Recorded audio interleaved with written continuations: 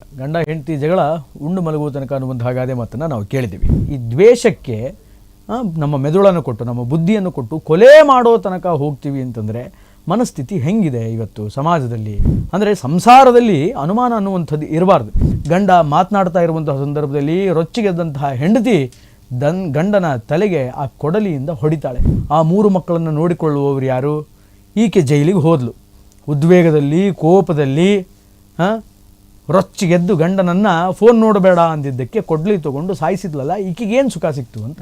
ಸ್ವಲ್ಪ ಸಂಸಾರದಲ್ಲಿ ಕಲಹಕ್ಕಿಂತ ಜಾಸ್ತಿ ಸಮಾಲೋಚನೆ ಇರಲಿ, ಅಭಿವ್ಯಕ್ತಿ ಸ್ವಾತಂತ್ರ್ಯ ಇರಲಿ. ಆದ್ದರಿಂದ ಕೋಪದ ಕೈಗೆ ಬುದ್ಧಿ ಕೊಡಬೇಡಿ. ನಮಸ್ಕಾರ, ರೆಬಲ್ ಟಿವಿ ವಿಶೇಷ ಕಾರ್ಯಕ್ರಮಕ್ಕೆ ಸ್ವಾಗತ. ನಾನು ಶ್ರೀನಿವಾಸ್ ವೈದ್ಯ. ಗಂಡ ಹೆಂಡತಿ ಜಗಳ ಉಂಡು ಮಲಗುವ ತನಕ ಅನ್ನುವಂತಹ ಗಾದೆ ಮಾತನ್ನು ನಾವು ಕೇಳಿದ್ದೀವಿ. ಗಂಡ ಯಕಶ್ಚಿತ್ತಾಗಿ ಕೋಪದಲ್ಲಿ ಏನಾದರೂ ಹೆಂಡತಿಗೆ ಒಂದು ಮಾತಂದರೆ ಅದನ್ನು ರಾತ್ರಿನೇ ಮರ್ತು ಬಿಡಬೇಕು.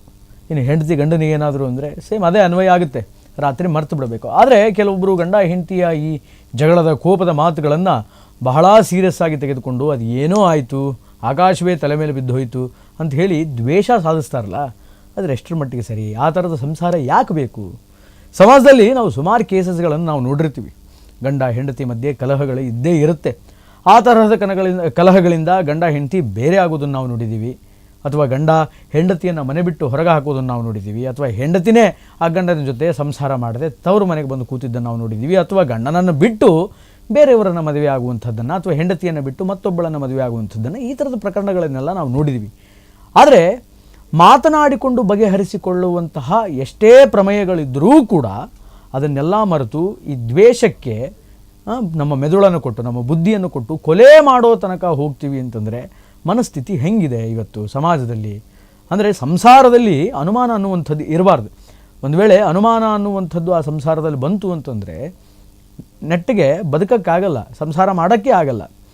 ಏನಾಯಿತು ಅಂಥದ್ದು ಅಂತಂದರೆ, ಗಂಡ ಒಬ್ಬನು ಹೆಂಡತಿಗೆ ಅದು ಎಷ್ಟಮ್ಮ ಫೋನ್ ನೋಡ್ತೀಯಾ, ಯಾಕೆ ಅಷ್ಟು ಫೋನ್ ಯೂಸ್ ಮಾಡ್ತೀಯಾ, ಅಷ್ಟೆಲ್ಲ ಫೋನ್ ಯೂಸ್ ಮಾಡಬೇಡ, ಒಳ್ಳೆಯದಲ್ಲ, ಅದು ಆರೋಗ್ಯಕ್ಕೆ ಸಮಸ್ಯೆ ತಂದು ಕೊಡುತ್ತೆ, ಎಷ್ಟು ನೋಡಬೇಕು ಅಷ್ಟು ನೋಡಬೇಕು, ಒಂದು ಇತಿ ಮಿತಿ ಅನ್ನೋದು ಇರುತ್ತೆ, ಮಿತಿ ಮೀರಿ ಹೋಗಬಾರ್ದು, ಆ ಸ್ಯಾಚುರೇಷನ್ ಲೆವೆಲನ್ನು ದಾಟಬಾರ್ದು ಅಂತ ಹೇಳಿ ಒಂದು ಸ್ವಲ್ಪ ಬುದ್ಧಿವಾದ ಹೇಳ್ದ.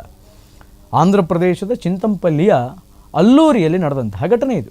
ಗಂಡ ರಾಜಾರಾಮ್ ಅನ್ನುವಂಥವನು ಹೆಂಡತಿ ಹೇಳ್ತಾನೆ, ಆಕೆಯ ಹೆಸರು ದೇವಿ ಅಂತ. 3 ಜನ ಮಕ್ಕಳರಿ, ಮದುವೆ ಆಗಿ ಸುಮಾರು ವರ್ಷಗಳಾಗಿತ್ತು, 3 ಜನ ಮಕ್ಕಳಿದ್ದರು. ಆಕೆ ನಿರಂತರವಾಗಿ ಫೋನನ್ನು ಯೂಸ್ ಮಾಡ್ತಿದ್ಳು. Yes, understand. ಹೌಸ್ ವೈಫ್ಗಳಿರ್ತಾರೆ, ಕೆಲವೊಬ್ಬರಿಗೆ ಬೇಜಾರಾಗ್ತಾ ಇರುತ್ತೆ, ಏನೋ ಒಂದು ಎಂಟರ್ಟೈನ್ಮೆಂಟ್ ಬೇಕು, ನಿರಂತರವಾಗಿ ಮೊಬೈಲನ್ನು ನೋಡ್ತಿರ್ತಾರೆ, ಫೋನನ್ನು ನೋಡ್ತಿರ್ತಾರೆ. ಆದರೆ ತಡರಾತ್ರಿನೂ ನೀವು ಅದೇ ಫೋನ್ ನೋಡ್ತಾ ಇದ್ದರೆ ಪಾಪ ಅವನು ಗಂಡ ಆದವನಿಗೆ ಅಷ್ಟು ಅಧಿಕಾರ ಇಲ್ವಾ? ಅವನೇನೋ ತನ್ನ ಗಂಡ ಅನ್ನುವಂಥ ಅಧಿಕಾರದಿಂದ ಹೇಳ್ದ ಅಷ್ಟು ಫೋನ್ ನೋಡಬೇಡ ಅಂತ. ನಿರಂತರವಾಗಿ ಅವನು ಹೇಳ್ಕೊಂಡು ಬರ್ತಾ ಇದ್ದ. ಅದರ ಬಗ್ಗೆ ಒಂದು ಸ್ವಲ್ಪ ಮಾತುಕತೆಗಳು ಆಗ್ತಾ ಇತ್ತು. ಆಕೆ ದೇವಿ ಹೆಂಡತಿ, ನಾನು ಫೋನ್ ನೋಡಿದರೆ ನಿನಗೇನು ತೊಂದರೆ, ನಾನು ಬೇಕಾದರೆ ಬೇರೆ ಕಡೆ ಹೋಗಿ ಮಲ್ಕೋತೀನಿ, ನೀನು ಬೇಕಾದರೆ ಬೇರೆ ಕಡೆ ಹೋಗಿ ಮಲ್ಕೋ ಅಂತ ಹೇಳಿ ಹೀಗೆಲ್ಲ ವಾಗ್ವಾದಗಳು, ಕಲಹಗಳು, ಮನಸ್ತಾಪಗಳು, ಜಗಳಗಳು ನಿರಂತರವಾಗಿ ನಡೀತಾನೆ ಇತ್ತು. ನಿನ್ನೆ ರಾತ್ರಿ ಏನಾಗುತ್ತೆ ಅಂತಂದರೆ, ಇದೇ ಗಂಡ ಮತ್ತು ಅದೇ ಸ್ಟೇಟ್ಮೆಂಟನ್ನು ಕೊಡ್ತಾನೆ, ಮತ್ತು ಅದನ್ನೇ ಬೈತಾನೆ, ಅದೆಷ್ಟು ಫೋನ್ ನೋಡ್ತೀಯಾ, ಫೋನ್ ನೋಡಬೇಡ ಅಷ್ಟು ಅಂತ. ಇವನು ನನ್ನ ಗಂಡ ಎಲ್ಲದಕ್ಕೂ ಮಧ್ಯೆ ಬರ್ತಾನೆ, ಎಲ್ಲದಕ್ಕೂ ಇಂಟರ್ಫಿಯರ್ ಆಗ್ತಾನೆ, ನನಗೇನು ಸ್ವಾತಂತ್ರ್ಯವೇ ಇಲ್ವಾ, ನಾನು ಬದುಕಲೇಬಾರ್ದ, ನಾನು ಫೋನ್ ನೋಡಲೇಬಾರ್ದ, ನಾನು ಫೋನ್ ನೋಡೋದಕ್ಕೆ ಇವನು ಪರ್ಮಿಷನ್ ತೆಗೆದುಕೊಳ್ಬೇಕಾ ಅಂತಂತ ಹೇಳಿ ಆ ಹೆಂಡತಿ ದೇವಿ ಗಂಡನ ಮೇಲೆ ಜಗಳಕ್ಕೆ ಬರ್ತಾಳೆ. ಆ ಜಗಳ ವಿಕೋಪಕ್ಕೆ ಹೋಗಿ ಮಾತಿಗೆ ಮಾತು ಸೇರಿ ಅದು ಎಲ್ಲಿವರೆಗೂ ಬರುತ್ತೆ ಅಂತಂದರೆ, ಮನೆಯ ಮೂಲೆಯಲ್ಲಿದ್ದಂತಹ ಕೊಡಲಿ ಆ ಹೆಂಡತಿ ದೇವಿ ಕೈಗೆ ಬರುತ್ತೆ. ಗಂಡ ಮಾತನಾಡ್ತಾ ಇರುವಂತಹ ಸಂದರ್ಭದಲ್ಲಿ ರೊಚ್ಚಿಗೆದ್ದಂತಹ ಹೆಂಡತಿ ಗಂಡನ ತಲೆಗೆ ಆ ಕೊಡಲಿಯಿಂದ ಹೊಡಿತಾಳೆ. ಹೊಡೆದಂಥ ಸಂದರ್ಭದಲ್ಲಿ ಬಹಳ ತೀವ್ರವಾಗಿ ಗಾಯಕ್ಕೆ ಗುರಿಯಾಗ್ತಾನೆ ಗಂಡ ರಾಜಾರಾಮ್. ಸ್ಥಳೀಯರು ಆತನನ್ನು ಆಸ್ಪತ್ರೆಗೆ ದಾಖಲು ಮಾಡ್ತಾರೆ. ಆಸ್ಪತ್ರೆಗೆ ದಾಖಲು ಮಾಡಿದ ನಂತರ ಚಿಕಿತ್ಸೆ ಫಲಕಾರಿಯಾಗದೆ ಆತ ಸಾವನ್ನಪ್ತಾನೆ. ಏನು ಸಾಧನೆ ಮಾಡೋದಂತಾಯ್ತು ಈಗ? 3 ಮಕ್ಕಳ ಭವಿಷ್ಯ ಏನು? ಆ 3 ಮಕ್ಕಳನ್ನು ನೋಡಿಕೊಳ್ಳುವವರು ಯಾರು? ಈಕೆ ಜೈಲಿಗೆ ಹೋದ್ಲು. ಉದ್ವೇಗದಲ್ಲಿ ಕೋಪದಲ್ಲಿ ರೊಚ್ಚಿಗೆದ್ದು ಗಂಡನನ್ನು ಫೋನ್ ನೋಡಬೇಡ ಅಂದಿದ್ದಕ್ಕೆ ಕೊಡ್ಲಿ ತಗೊಂಡು ಸಾಯಿಸಿದ್ಲಲ್ಲ, ಈಕೆಗೇನು ಸುಖ ಸಿಕ್ತು ಅಂತ. ಈಕೆಗೇನು ಸುಖ ಸಿಕ್ತು? ಸತ್ತವನ ಗತಿ ಏನು? ಸತ್ತವನು ಹೋದ ಬಿಡಿ, ಸತ್ತೇ ಹೋದ. ಆ ಮಕ್ಕಳ ಗತಿ ಏನು? ಆ ಸಂಸಾರ ಹೆಂಗೆ? ಅವರನ್ನು ನಂಬಿಕೊಂಡು ಒಂದಿಷ್ಟು ಜನ ದೊಡ್ಡವರು ಆ ಮನೆಯಲ್ಲಿದ್ದರಲ್ಲ, ಅವ್ರ ಪರಿಸ್ಥಿತಿ ಹೆಂಗೆ?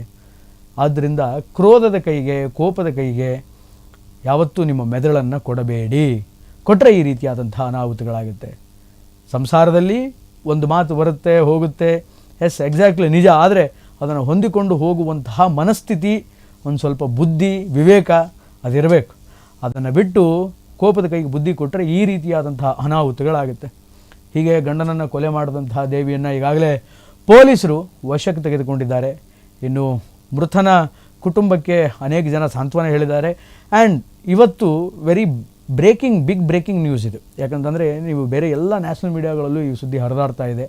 ಆದ್ದರಿಂದ ಸ್ವಲ್ಪ ಸಂಸಾರದಲ್ಲಿ ಕಲಹಕ್ಕಿಂತ ಜಾಸ್ತಿ ಸಮಾಲೋಚನೆ ಇರಲಿ, ಅಭಿವ್ಯಕ್ತಿ ಸ್ವಾತಂತ್ರ್ಯ ಇರಲಿ. ಆದ್ದರಿಂದ ಕೋಪದ ಕೈಗೆ ಬುದ್ಧಿ ಕೊಡಬೇಡಿ. ಒಟ್ಟಾರೆಯಾಗಿ ಇದು ಈ ಹೊತ್ತಿನ ವಿಶೇಷ. ನಿರಂತರ ಸುದ್ದಿಗಾಗಿ ನೋಡ್ತಾ ಇರಿ ರೆಬೆಲ್ ಟಿವಿ. ನಮಸ್ಕಾರ.